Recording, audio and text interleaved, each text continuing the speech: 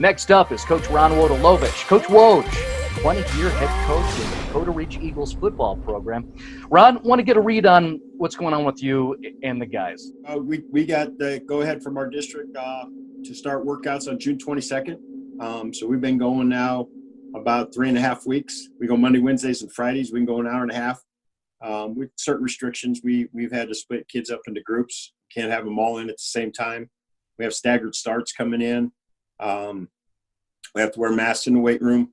So they've been inside, which is something that they're trying to get used to because it's a little bit uncomfortable for them to, you're lifting weights and trying to breathe and can't have any spotters or anything like that from a safety standpoint.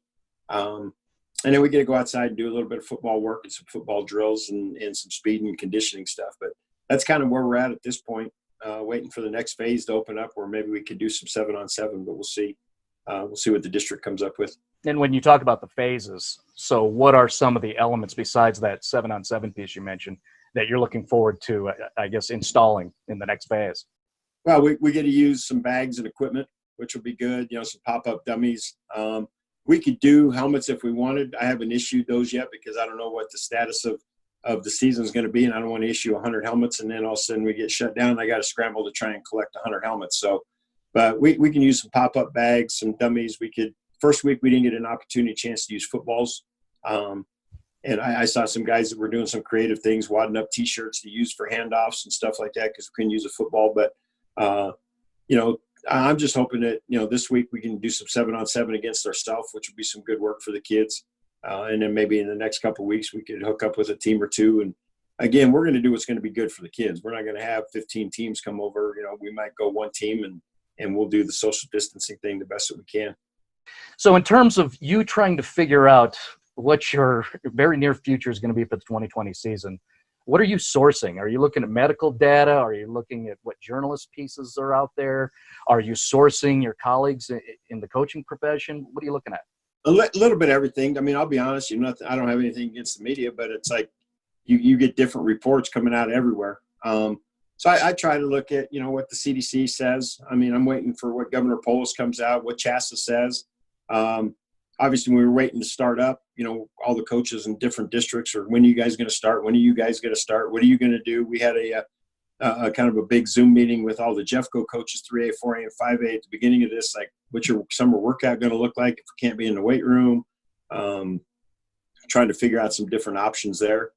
And, but I'm trying to look at some medical data, in terms of, I saw yesterday, I think it was yesterday morning, that age groups like 1 to 17 is like a 0.017% chance of anything fatal happening. So, from their standpoint, in that age group, the risk of them having anything bad, but then you look into the fact of, if they do have it, they take it home to grandparents or, parents who maybe have some medical conditions, you got to take that into consideration. But, I'll be honest right now, every day they come in, we have to take their temperatures.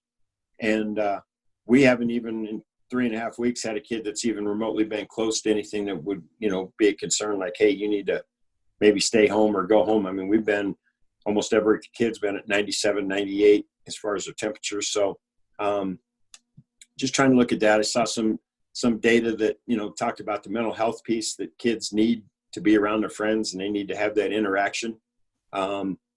I saw a piece that says, some people said under no circumstance should you exercise with any kind of mask on, but yeah, we're wearing masks, we're in the weight room. So it varies and depends on who you talk to and what information you get from what doctor.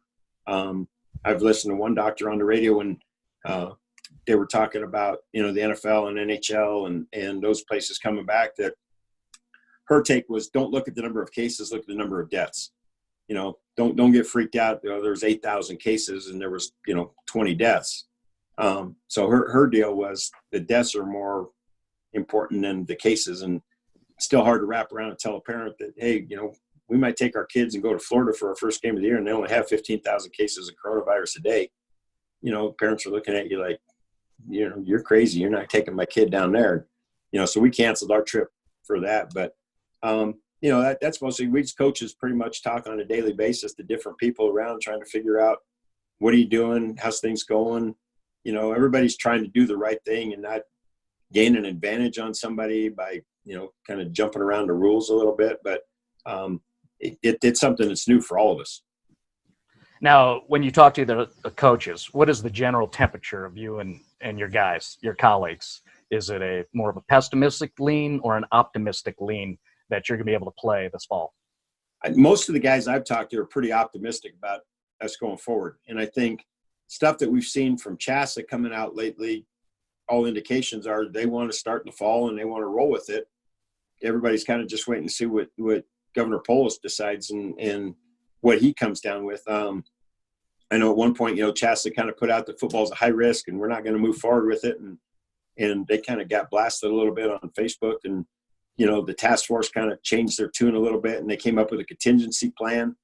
But most of the guys I've talked to, I think, are pretty optimistic that, hey, we're going to go forward with it and plan as if season's going to happen. And I've heard various things. I've heard things from, we may lose 2 or 3 games at the beginning and bump stuff back to we may not start till October 1. You just play your 5 league games and we have a playoff. So, I mean, there's a lot of different – that's what I mean. Everybody's trying to come up with this idea and figure out how to bend the coronavirus to work in our favor, and we're trying to control the uncontrollable. One of the things you're hearing, of course, we're all aware of it, is the concept of pushing football to spring. What's your reaction to that? I don't think I want them to play. So if that's to me, that would be the last resort. Couple of things. I have a kid who's I got like 4 kids on my team that are pretty good lacrosse players and are going to go get some college action lacrosse. Well, if you move it to spring, they're going to have to pick and choose what they want to do. And I hate anytime we have to ask kids to pick and choose what they want to do. I mean, I'm a big multi-sport guy. And the other thing that's even more that's concerning to me is if we go, let's say in the spring, we play football March to June, then what do? We give them 4 weeks off in July, and then we start football in August again. And I don't know what kind of toll that would take on the body in terms of recovery and recuperation. So, I mean, those are things that if that's the last resort for us to play, then I'd be in favor of it. But that to me would be the last resort. I would rather start and maybe cut it short or bump it back if we have to. Obviously the ideal thing is, August 10th rolls around and we start and we just go with it. But I don't know if I'm a big fan of the spring thing or not, because I don't want kids to have to pick and choose what they want to play. And I think for the rural schools on the Eastern Plains, that'll kill some programs because they may have just a few boys in their school that play every sport. And if you have 2 sports in the same season, all of a sudden somebody's not getting a season. And, for those who are advocates for multi-sport, right? And those who are really based on the personnel you have at the school itself, you can't have that, right? Like you said. Oh, yeah. You've got Absolutely. guys who play lax and, may run track and field. They may play hoops during the wintertime. And that's why I'm always afraid to ask kids to choose, because I'm afraid that they may not choose me, So I don't want to, tell a kid, if we do this this spring, you have to play football, or, they may just tell me, well, I'm going to go play lacrosse or whatever. And so I want to do what's best for the kids, and forcing them to choose as a multi-sport athlete I don't think that's right. That's interesting. Now, you just had a parents' meeting as we're speaking tonight. When you think of the parents, when you think of your athletes, and these are kids, you're not 20 years into head coaching at Dakota Ridge if you don't love what you do and you love those kids that cross your paths during the course of your lifetime. When you're talking to the parents and the kids, what are you telling them in terms of the optimism, the high likelihood that you expect a fall season? Why do you believe that, Ron? Well, I just think, I guess I'm always a half full, glass is half full kind of guy.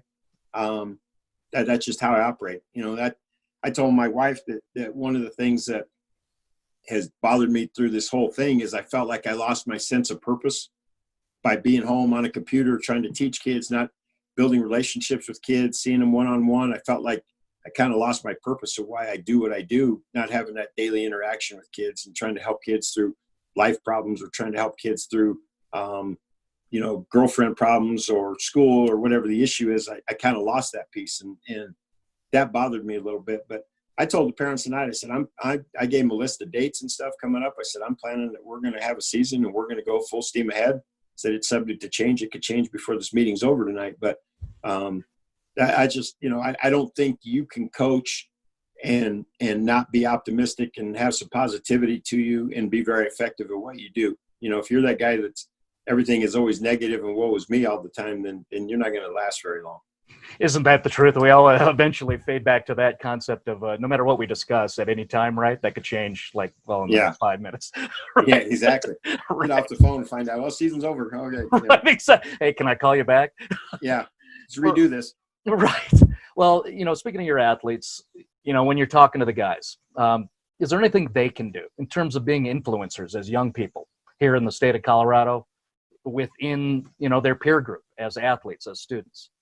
It's kind of interesting because we've spent some time with our kids, talking about these protests and stuff that are going on. And so we've kind of talked about how you can, protest peacefully or what your rights as a U.S. citizen are. So we've had some of our kids have written letters to Governor Polis that they've sent asking him, hey, we want to play football. This is why we think we should be able to play football. This is why it's important to us. So we've tried to use it a little bit as a teaching tool about what the democratic process is kind of like and what kind of influence. Now, whether those letters get read or they don't get read, we try to feel like we can use this as an educational opportunity for them too, in terms of understanding what their rights as a U.S. citizen are. We're going to have some kids that are going to be 18 before the next election. So we talked a little bit about the voting process and, register to vote, why that's important. And so, it's more than just a football aspect. It's kind of, like I told our parents tonight, my job is to coach football, but my purpose is to teach them to prepare for life.